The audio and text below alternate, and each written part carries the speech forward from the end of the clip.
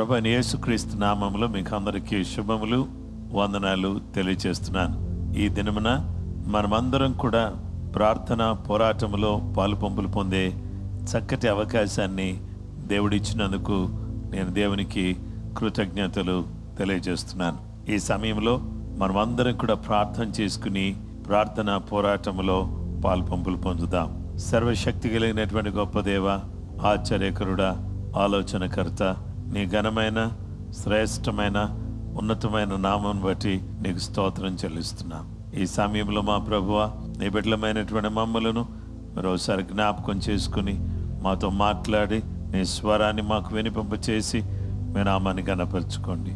స్తుతి ఆరాధన ద్వారా, వాక్య పరిచర్య ద్వారా, విజ్ఞాపన ప్రార్థన ద్వారా మీ నామాన్ని హెచ్చించుకోమని యేసయ్య నామములో దీనిలో పాలుపంపులు పొందుచున్న ప్రతి వారు దీవించబడుకు సహాయం చేయమని యేసు పరిశుద్ధ నామములో ప్రార్థించి అడుగుచున్నాము తండ్రి, ఆమేన్.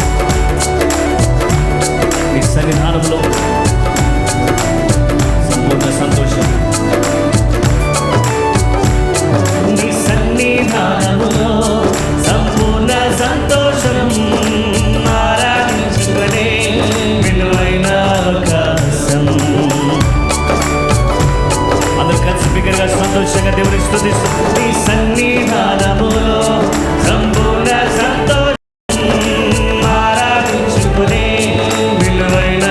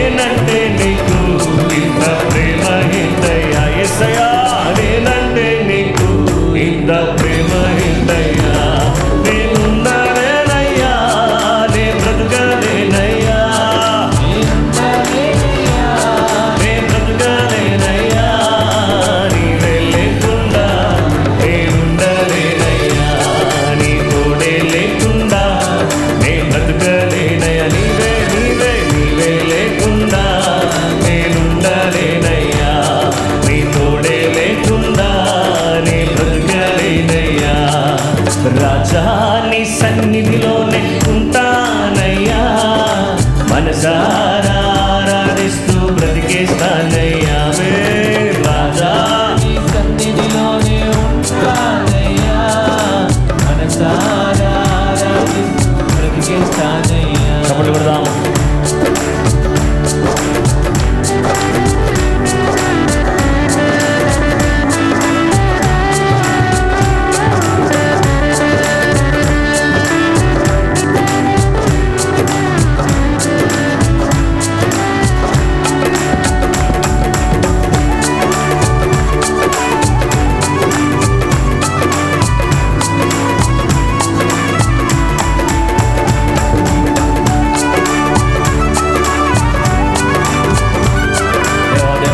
స్తోత్రమయ్యా.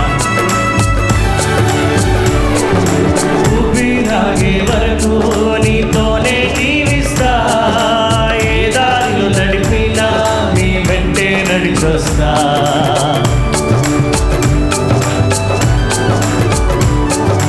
ఊపిరాగే వరకు నీతోనే జీవిస్తా, ఏ దారిలో నడిపినా నీ వెంటే నడిచొస్తా. విశ్వానికి పాటలు నడుచుట నాకెంతో ఇష్టము. విశ్వానికి కర్త దేవా పాటలు నడుచుట నాకెంతో ఇష్టము.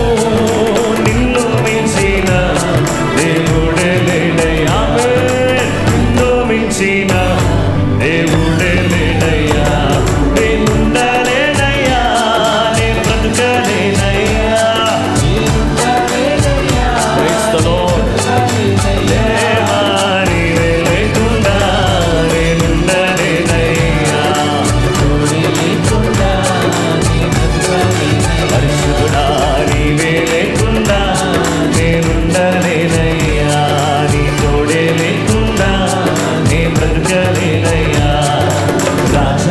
నీ సన్నిధిలోనే ఉంటానయ్యా మనసారా ఆరాధిస్తూ బ్రతికేస్తానయ్యా. రాజా నీ సన్నిధిలోనే ఉంటానయ్యా మనసారా ఆరాధిస్తూ బ్రతికేస్తానయ్యా. నే బ్రతుకలేనయ్యా, నే బ్రతుకలేనయ్యా. నీవే లేకుండా నేనుండలేనయ్యా, నీ తోడే లేకుండా యేసయ్యా. నీవే లేకుండా నేనుండలేనయ్యా, నీ తోడే లేకుండా నే బ్రతుకలేన. నీవే నీవే లేకుండా నేనుండలేనయ్యా, తోడే లేకుండా. పరిశుద్ధుడా దేవా నీవే లేకుండా నేనుండలేనయ్యా, నీ తోడే లేకుండా నే బ్రతుకలేనయ్యా. కన్న తల్లి చేర్చునట్లు నన్ను చేర్చున ప్రియుడు, కన్న తల్లి చేర్చునట్లు నన్ను చేర్చున ప్రియుడు. హల్లెలూయా హల్లెలూయా హల్లెలూయా హల్లెలూయా హల్లెలూయా.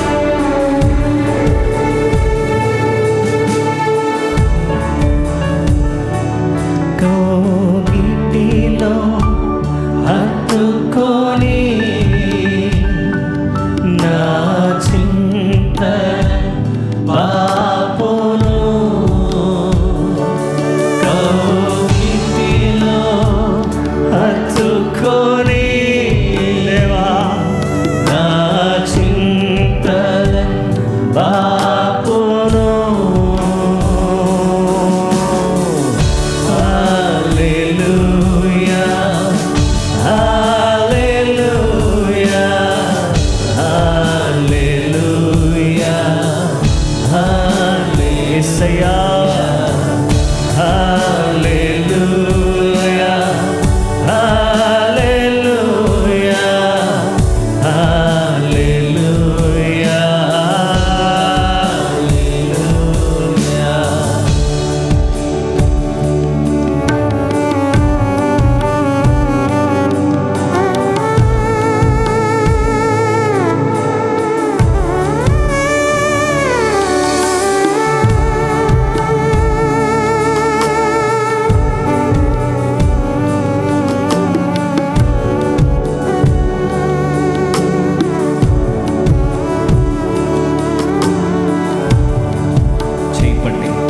చేయి పట్టి నడుపును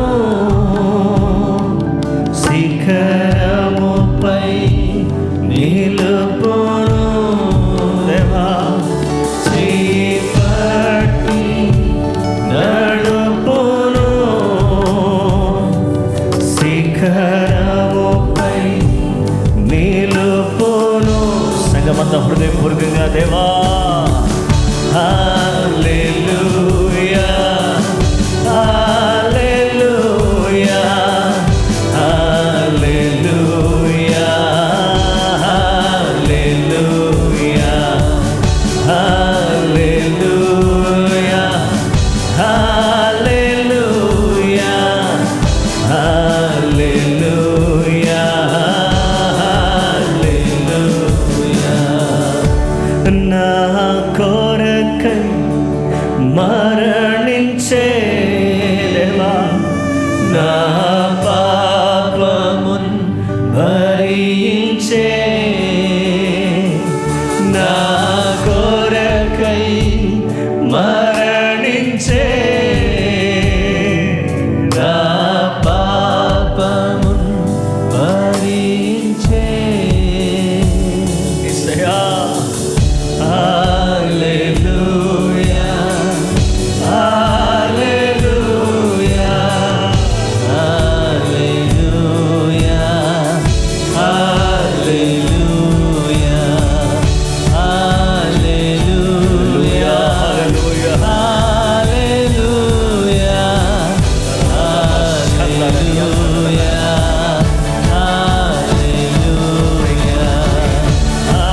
హల్లెలూయా హల్లెలూయా అందరూ చేతులు పైకి దేవానికి స్తోత్రం. ఆమేన్ ఆమేన్ ఆమేన్. హల్లెలూయా హల్లెలూయా హల్లెలూయా హల్లెలూయా హల్లెలూయా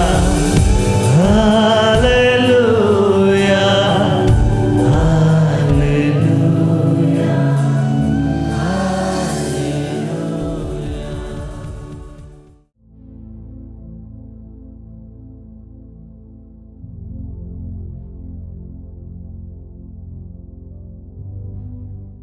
క్రీస్తునందు ప్రియమైన సహోదరి సహోదరులారా, ఇంతవరకు దేవుని స్తుతించి ఆయన నామాన్ని గణపరచడానికి సర్వశక్తి కలిగినటువంటి దేవుడు అనుగ్రహించిన శ్రేష్టమైన కృపను బట్టి నేను దేవునికి కృతజ్ఞతలు తెలియచేస్తున్నాను. ఈరోజు మన ధ్యానాంశము విరిగిన హృదయము గలవారికి యెహోవా సమీపంగా ఉండేవాడు అనే విషయాన్ని మనం దేవుని వాక్యాన్ని నుండి మనం ధ్యానం చేసుకుందాం. 34వ కీర్తన 18వ వచనములో విరిగిన హృదయము గలవారికి యెహోవా ఆసన్నుడు, నలిగిన మనసు గలవారిని ఆయన రక్షించును. Psalm 34:18 The Lord is close to the broken-hearted and saves those who are crushed in spirit. దేవుని బిడ్డలమైనటువంటి మనమందరం కూడా గమనించినట్లయితే దేవుడు ఎలాంటి దేవుడుగా ఉన్నాడంటే విరిగిన హృదయము గలవారు, నలిగిన హృదయము గలవారు, అలాంటి వారికి దేవుడు సమీపంగా ఉండే దేవుడుగా, దగ్గరగా ఉండే దేవుడుగా ఆయన మనకు కనబడుతున్నాడు. విరిగిన నలిగిన హృదయం అనేది ఎందుకు విరిగిన హృదయం ఉంటుంది ఎవరికైనా సరే? Why broken hearted? చూడని ఎందుకు ఈ యొక్క విరిగిన హృదయం ఉంటుంది అని అంటే పరిస్థితులు అస్తవ్యస్తంగా ఉన్నప్పుడు, జీవితంలో అనుకోని సంఘటనలు జరిగినప్పుడు దేవుని బిడ్డలారా మనిషి హృదయం విరిగిపోతుంది. మనం నమ్మిన వాళ్ళు మన మోసం చేసినప్పుడు, మన వృత్తిలోనో వ్యాపారంలోనో మనం నష్టాన్ని చవిచూస్తున్నప్పుడు, ఉద్యోగంలో మనం సరిగా రాణించలేక మనల్ని బాధపడుతున్నటువంటి పైన ఉన్నటువంటి వారిని బట్టి మన మనసు విరిగిపోతుంది, నలిగిపోతుంది. ఇలాంటి పరిస్థితుల్లో ఏం చేయాలి అని అంటే, అలాంటి వారికి నేను దగ్గరగా ఉంటాను అని దేవుడు వాగ్దానం చేస్తున్నాడు. విరిగి నలిగిన హృదయం గల వారిని నేను రక్షిస్తాను, నేను వాళ్ళకి దగ్గరగా ఉంటాను అని ప్రభు చెబుతున్నాడు. గనుక ఈరోజు ఇలాంటి సందర్భాల్లో దేవుడు దూరంగా ఉన్నాడు అని మనకు అనిపించవచ్చు. కానీ దేవుడు దూరంగా ఉండడం కాదు, దేవుడు మనకు అత్యంత సన్నిహితంగా ఉన్నాడు అనే విషయం మనం గుర్తుపట్టాలి. అలాగే గాడ్ ఈజ్ నాట్ సైలెంట్. దేవుడు నిశ్శబ్దంగా అలా చూస్తూ ఉండేవాడు కాదు, ఆయన పని చేస్తున్నాడని మనం అర్థం చేసుకోవాలి. దేవుని వాక్య భాగంలో మనం చూస్తే దేవుడు ఆయన అక్కడ లేడు, మనతో లేడు అనేది కాదు, ఆయన మనతోనే ఉన్నాడు. దేవుని బిడ్డలారా, he is present even when we don't feel him. ఆయన మనతో ఉన్నాడు అని మనకు అనిపించకపోయినా ఆయన మనతోనే ఉన్నాడు. ఓ రోజు తన యొక్క తండ్రిని కోల్పోయిన ఓ చిన్న బాబు రాత్రిలో లేచి డాడీ అని ఏడుస్తూ ఉన్నాడు. ఏడ్చేటటువంటి టైంలో ఎవరు కూడా తన ఏడుపును చూసిన వారు కాదు.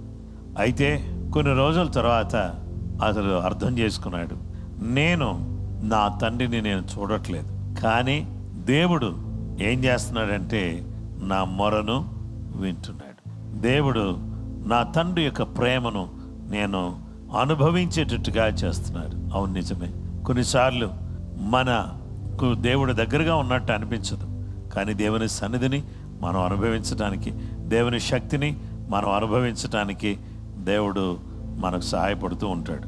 గనుక ఈరోజు దేవుని బిడ్డలమైనటువంటి మనం విరిగి నలిగిన హృదయం కలిగినటువంటి వారికి దేవుడు దగ్గరగా ఉంటాడు.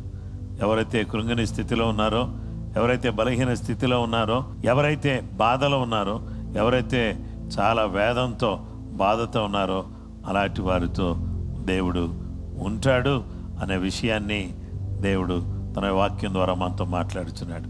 అవును, కృంగిని స్థితిలో, నలిగిన స్థితిలో, దిగజారిన స్థితిలో, బానిసత్వంలో మగ్గిపోతూ కుమిలిపోతూ కన్నీళ్లు కారుస్తూ ఉన్న ఇశ్రాయేలు ప్రజల యొక్క కన్నీటిని దేవుడు చూశాడు. వారి బాధను దేవుడు చూశాడు. వారి నిట్టూర్పును దేవుడు విన్నాడు. వారి కొరకు దేవుడు గొప్ప ప్రణాళిక కలిగి దేవుడు మోషేను లేవనెత్తి వారిని రక్షించటం కొరకై దేవుడు కార్యం చేస్తూ వచ్చాడు. అవును, ఈరోజు మనం ఏ పరిస్థితిలో ఉన్నా, ఏ స్థితిలో ఉన్నా మనల్ని పట్టించుకోవడానికి మన దేవుడు సిద్ధంగా ఉన్నాడు. రక్తస్రావపు రోగంతో ఎవరు పట్టించుకోలేని పరిస్థితిలో 12 సంవత్సరాలుగా ఈ డాక్టర్ అని ఆ డాక్టర్ అని అనేక మంది దగ్గరికి వెళ్ళి డబ్బంతా కూడా వృధా చేసుకుని ఇంకా మరింత బాధ తెచ్చుకుని ఏం చేయాలో అర్థం కాని పరిస్థితిలో యేసు వెనుకగా వచ్చి ఆయన వస్త్రపు చెంగు ముట్టగా ఆమె రక్తధార కట్టి ఆమె జీవితం బాగైనట్లుగా దేవుని వాక్యంలో మనం చూడవచ్చు. నా ప్రియ స్నేహితులారా, దేవుని పిల్లలారా, దేవుడు మనం కష్టంలో ఉంటే చూస్తూ అలా ఊరుకునే దేవుడు కాదు. ఇశ్రాయేలు ప్రజలను చూచాడు, వారి మొర విన్నాడు, వారిని విడిపించాడు. అలాగే విరిగిన వారికి దేవుడు దగ్గరగా ఉంటాడు.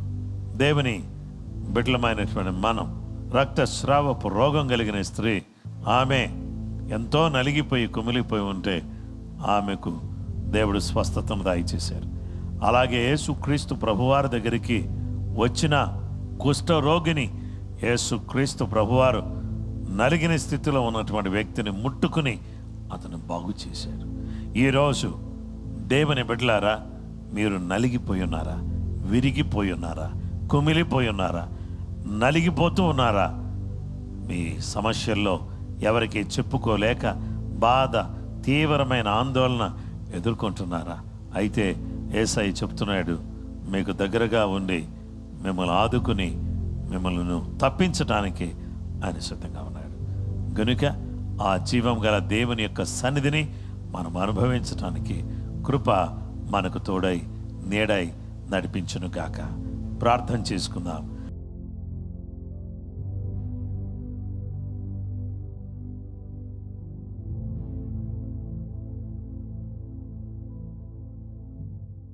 మహోన్నతుడైన మా గొప్ప తండ్రి, ఆశ్చర్యకరుడా, ఆలోచనకర్త, నీ ఘనమైన శ్రేష్టమైన ఉన్నతమైన నామమును బట్టి నీకు స్తోత్రాలు, మహిమ, ఘనత, ప్రభావాలు మీకు ఆరోపిస్తున్నాం. దేవా, ఎవరు నలిగిన స్థితిలో ఉన్నా వారిని విడిచిపెట్టొద్దు నాయనా, వారిని లేవనెత్తు ప్రభువా. నీ కృప అనుగ్రహించు నాయనా.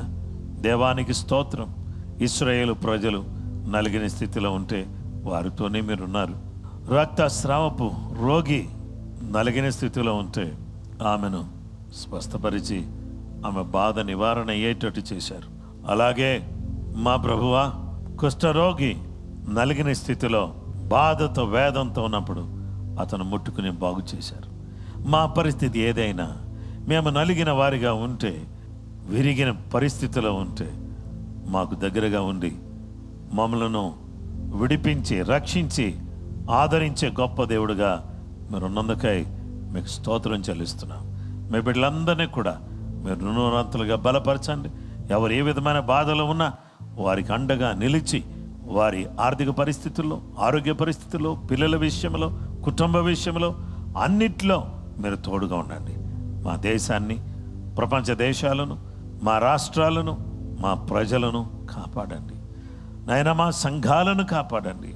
అనేక వందలాది మంది ప్రజలు సంఘములో చేర్చబడి ఆత్మీయమైనటువంటి జ్ఞానముతో, శక్తితో, బలముతో నింపబడుటకు సహాయం చేయమని సర్వకృపానిధికి యేసు క్రీస్తు ఘనమైన పరిశుద్ధ నామములో ప్రార్థించి వేడుకొనుచున్నాం మా పరలోకపు తండ్రి. ఆమేన్. క్రీస్తునందు ప్రియమైన సహోదరి సహోదరులారా, ప్రభు అయిన యేసు క్రీస్తు నామములో మిమ్మల్ని అందరినీ కూడా అభినందిస్తున్నాను. అలాగే ప్రభు తన కృప, తన సహాయం మీకు అనుగ్రహించును గాక. మరొక అద్భుతమైన అంశంతో రేపు మళ్ళీ కలుసుకుందాం. కృప మీకు తోడైనను గాక. ఆమేన్. అందరికీ ప్రైజ్ ది లార్డ్. ఆమేన్.